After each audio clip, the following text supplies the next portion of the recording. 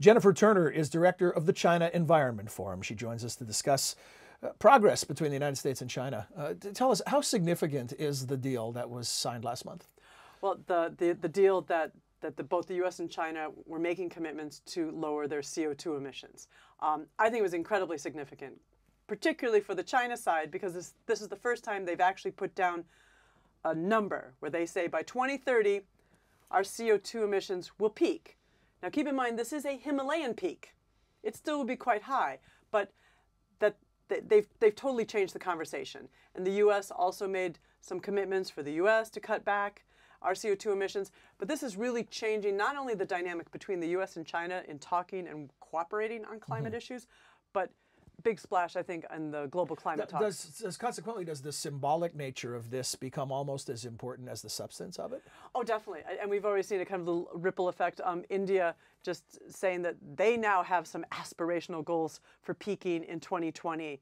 It's a little, we don't know the total details, but it's encouraging. And I don't think we would have heard India talking like that had the U.S. and China not come together. I mean, between the two countries, it's the lion's share of CO2 emissions around the world, and the rest of the world has to listen. And it just really makes the global climate talks a new game. People have been asking for leadership. Perhaps this is the beginning of what they've been asking for. I mean, if the U.S. and China are the main CO2 emitters, if they're not going to play in the playground, why should anyone else come? In addition to the carbon emissions, there's also this new water-energy nexus. Explain what that is all about. Well, the U.S. and China for the last 5 years have had this new way of cooperating called the Clean Energy Research Centers. And they had one on electric vehicles and cleaner coal.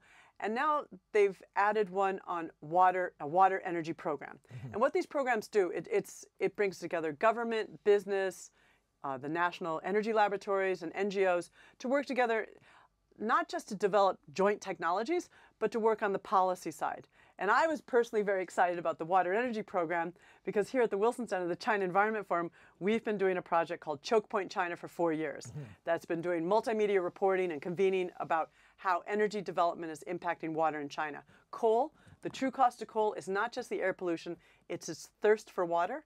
Coal is to clean the coal and to produce the coal. To clean the coal, to produce the coal, and even after the ash, the coal ash, you got to keep it calm in these giant, like vats.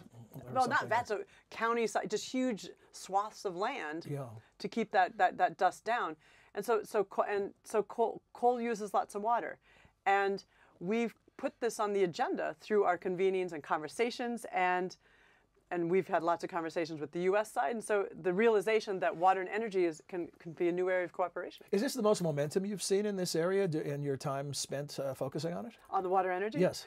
I think definitely, I mean, at the highest level between the two countries, we have catalyzed a lot of thinking within China in research. The Chinese Ministry of Water Resources, because of our work, has started to regulate the water allocations to the coal sector in China. So it's part of a global trend. I mean, water and energy nexus, I don't think it's not just being fashionable. I think there's a real realization today that energy development can't be done without taking water into account. The domestic politics, the U.S. side of the equation, does this put some pressure on Congress, who for a long time was saying, well, China won't do anything, so why should we? At minimum, it means that this is no longer one of their excuses, having the inaction. It's hard for me to say whether it's going to be a big pressure, because you heard conversations and things talk about, well, the Chinese won't really do it, when in effect, we are seeing actual results. I mean, it's not just the Chinese doing it by themselves. There's a lot of international organizations that have been working with China on the coal cap, not only our national labs, Natural Resources Defense Council. There's a lot of movement on this in China, and they're desperate for it, because look at the air pollution. I mean, coal is the major driver of the air pollution in their city, which they're choking on. It's killing them. I mean, 670,000 premature deaths in 2012 are attributed to coal. That's a lot. I grew up in the Pennsylvania coal region, and I saw lots of black lung disease among the elders of the tribe who had been coal miners and lived in a time where there weren't as many safeguards.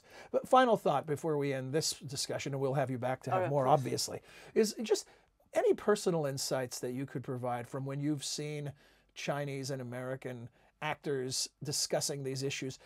How much opportunity is there for agreement and for action?